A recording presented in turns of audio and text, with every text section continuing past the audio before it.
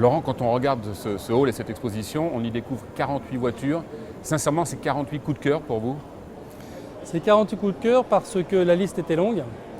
On était à presque 150 voitures. Plus on cherche, plus on trouve. Donc il a fallu faire des coupes sombres.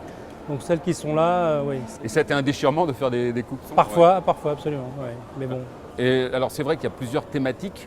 Et là, on la voit devant une voiture qui a servi à un film avec Steve McQueen. Steve McQueen qui est assez présent d'ailleurs ici. McQueen était un vrai pilote. D'abord, c'est un pilote moto.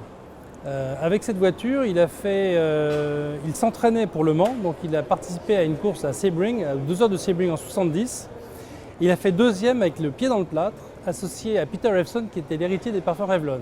Et il s'entraînait pour Le Mans. Cette voiture a été la fameuse voiture caméra qui a filmé toutes les images du Mans.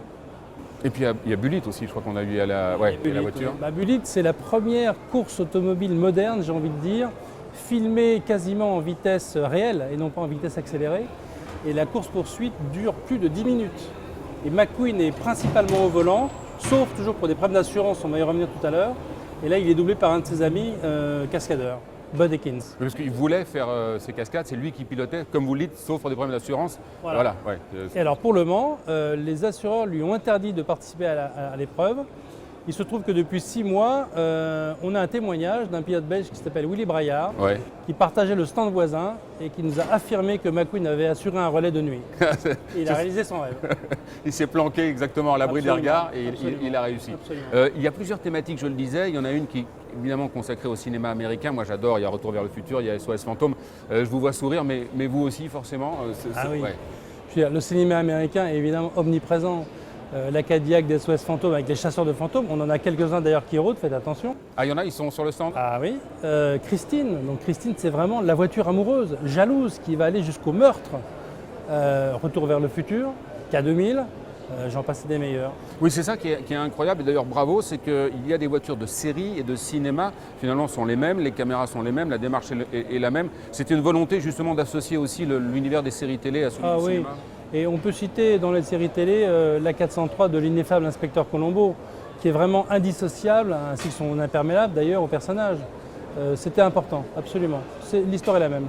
On parlait de l'omniprésence de Steve McQueen, il y a celle aussi indirectement Louis de Funès, qui est très très bien représenté, là aussi ça vous fait sourire. Mais voilà, je parle Fantomas, les gendarmes, là aussi c'était indispensable d'avoir ces voitures-là. Les staffettes des gendarmes, la mairie des gendarmes et les gendarmettes, et puis l'ADS de Fantomas, ça on y tenait beaucoup. On a eu une petite surprise parce que quand la voiture est arrivée, elle n'avait pas les ailes, elle n'avait pas l'aileron, elle n'avait pas les rétrofusées, et en 16 heures, grâce à un ami carrossier, on a tout fait. Voilà, on est dans le monde de l'illusion. Et on est dans le domaine du rêve, Mathieu le disait tout à l'heure. Vous avez, vous, une voiture ou 2 voitures préférées là, parmi les 48? La question piège, je pense que je partirai avec la Mustang de McQueen, de Bullitt. Vous avez très très bon goût. À chaque fois, vous avez le sentiment, quand on voit les gens qui sont là et qui regardent cette exposition, qu'il y a une vraie mémoire collective. Alors évidemment, il y a les voitures, il y a le cinéma. Peut-être les deux font que ça parle vraiment à beaucoup de monde. Ben oui, parce que en plus, dans l'histoire, l'automobile et le cinéma sont quasiment contemporains. Donc on est à la fin du 19e siècle et dans l'histoire du cinéma, c'est pas à vous que je vais dire ça, il y a toujours des automobiles.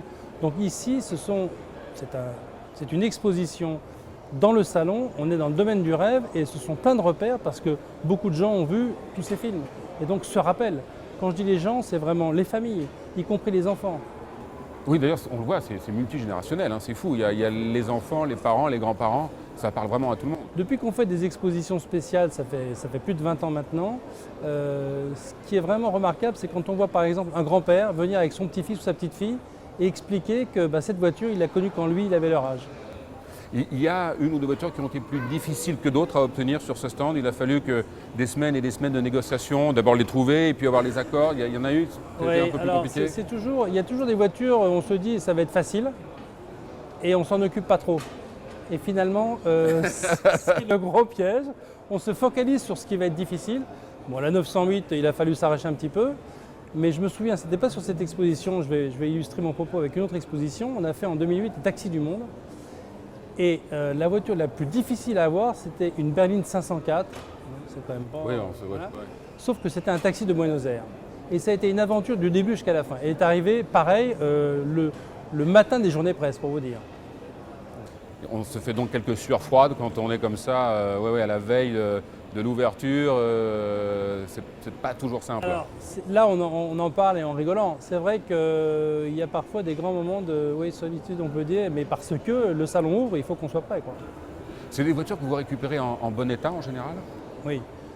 Alors, dans ces voitures, on peut aussi dire par honnêteté qu'il y a beaucoup de voitures de production, puisqu'il n'y avait jamais une voiture dans un film. Il y a plusieurs voitures. Il y a des voitures de cascade, il y a des voitures pour filmer les acteurs, il y a des voitures de promotion. Et puis, quand on n'arrive pas à avoir la vraie voiture parce qu'elle n'existe plus, on a ce qu'on appelle des clones à l'identique, y compris jusqu'à la couleur bien sûr, la plaque d'immatriculation, la position de conduite à gauche, conduite à droite. On est dans le monde de l'illusion, il faut que l'illusion soit parfaite. Et puis, dernière petite question, est-ce que tous les constructeurs jouent le jeu? Ah, clairement, Ouais. de plus en plus. Et d'ailleurs, de plus en plus, certains nous disent, voilà, ce serait bien de mettre cette voiture pour telle ou telle raison, marketing, placement produit, etc. Donc il faut qu'on fasse attention à ce que j'appelle la balance de l'exposition, l'équilibre de l'exposition. Merci beaucoup, Laurent. Avec Merci. plaisir. Merci.